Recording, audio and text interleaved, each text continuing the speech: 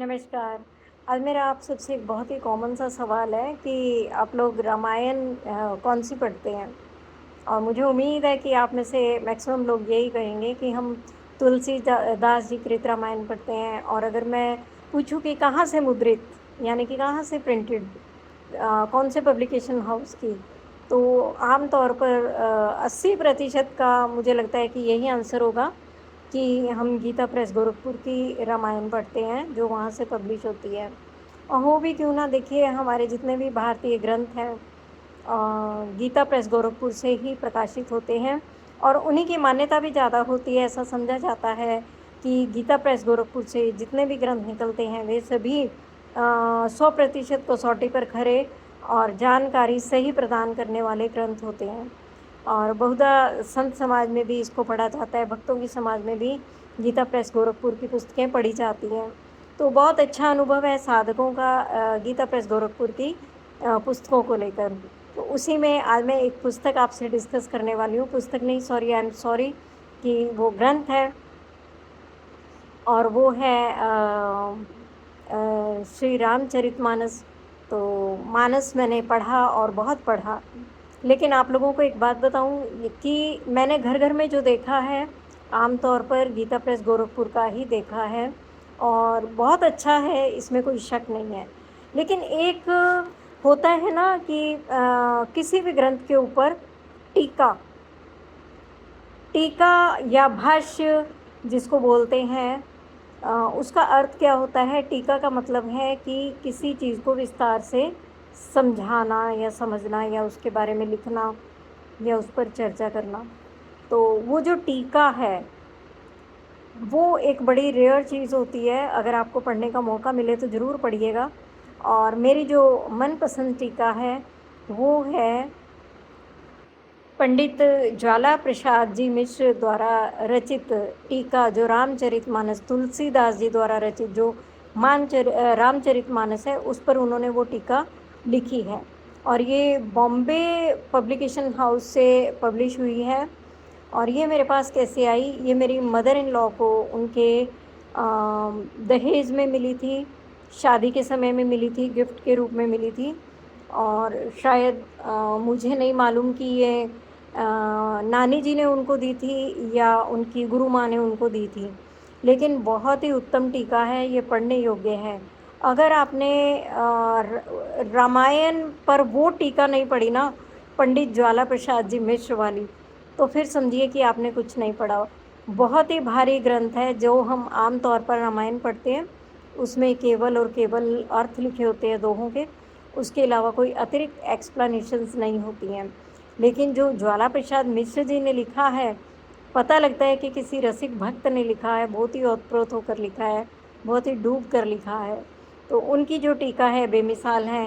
कहीं कहीं तो जो खास उनकी चौपाइयाँ हैं उनको इतना एक्सप्लेन में लिखा है, इतना एक्सप्लेन में लिखा है कि कई कई एंगल से उस चौपाई का उन्होंने वर्णन किया है, या कई कई एंगल से उन्होंने दोहे का वर्णन किया है, या कई कई एंगल से किसी घटना विशेष का उन्होंने विश्लेषण किया है। और कहीं कहीं तो ग्रामेटिकल वे में भी समझाया गया है, जहाँ से आपकी ग्रामर भी बहुत अच्छी हो जाती है।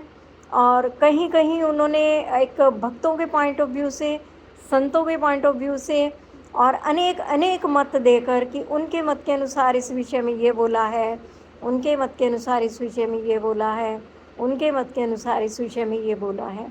कुल मिलाकर ये एक अद्भुत और अनुपम ग्रंथ है राम भक्ति में डूबने के लिए।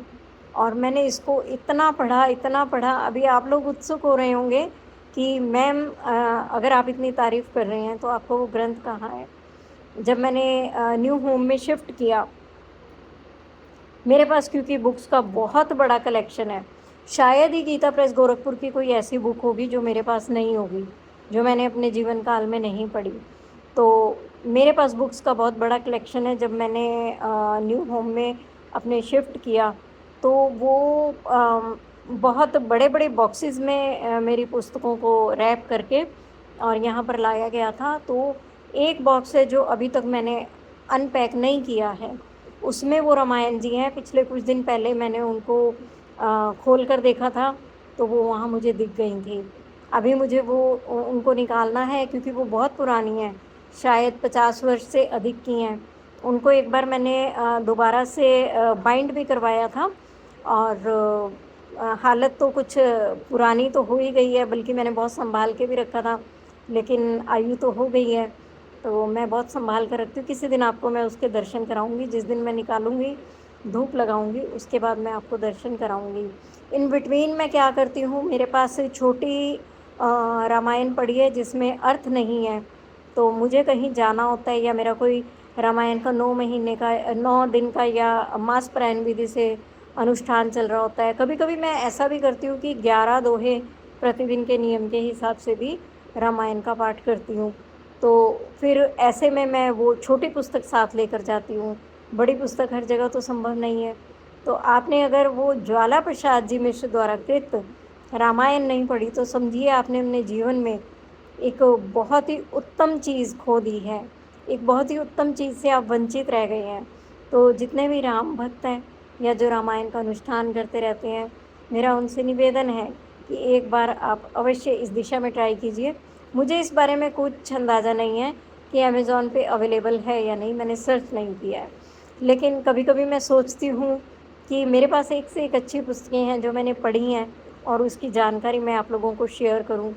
और अब जो कलिकाल का समय है ना, रीडिंग वीडिंग तो आप जितना मर्ज़ी card of the day post करो ना करो, मुझे कुछ ज़रूरी नहीं लगता। लेकिन अभी जो समय बदलता जा रहा है धीरे-धीरे, धीरे-धीरे, इसमें ये सब जानकारियाँ शेयर करनी बहुत ज़्यादा ज़रूरी हो गई हैं। इतना मन लगता है उस रामायण को पढ़ के कि मैं क्या बताऊँ। जितना मैं एक्सप्लेन करूँ कम है उस रामायण के बारे में। तो प्लीज़ आप एक बार वो लाकर पढ़िए, उसका अनुष्ठान कीजिए, आनंद आ जाएगा। मन आजकल लोगों के विचलित और व्यथित हो रहे हैं और वो बोलते हैं कि मन नहीं लगता है, मन लगेगा, उसमें लगेगा, वो बहुत रोचक है। बाकी सब में टू द पॉइंट विश्लेषण है और कुछ नहीं है, लेकिन वो बहुत ही रोचक है।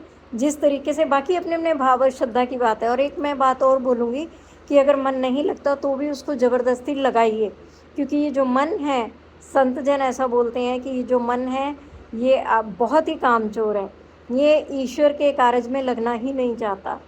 नहीं लगना चाहता तो भी उसे लगाना है, वो लगे या ना लगे उसे राम नाम सुनाना है, ठीक है ना? तो आशा करती हूँ कि आप एक बार ज़रूर इस विषय में सर्च करेंगे, बल्कि कमेंट बॉक्स में मुझे आप ये बताइए भी कि आपको सर्च करने पे कोई रिज़ल्ट मिला या नहीं, और देखते हैं, पता करते हैं कि ये कितने लोगों तक आएगी। और ऐसे ही एक और पाठ है हनुमान जी का, बहुत ही चमत्कारी पाठ है, उसके बारे में भी मैं आपको नेक्स्ट वीडियो में ज़रूर अपडेट करूँगी। बात ये है कि मन उखड़ा-उखड़ा रहता है, सभी कहते हैं रिज़ल्ट नहीं मिल रहे, तो रिज़ल्ट लाना है, मन लगाना है, उसके लिए मैं हमेशा आपके साथ हूँ।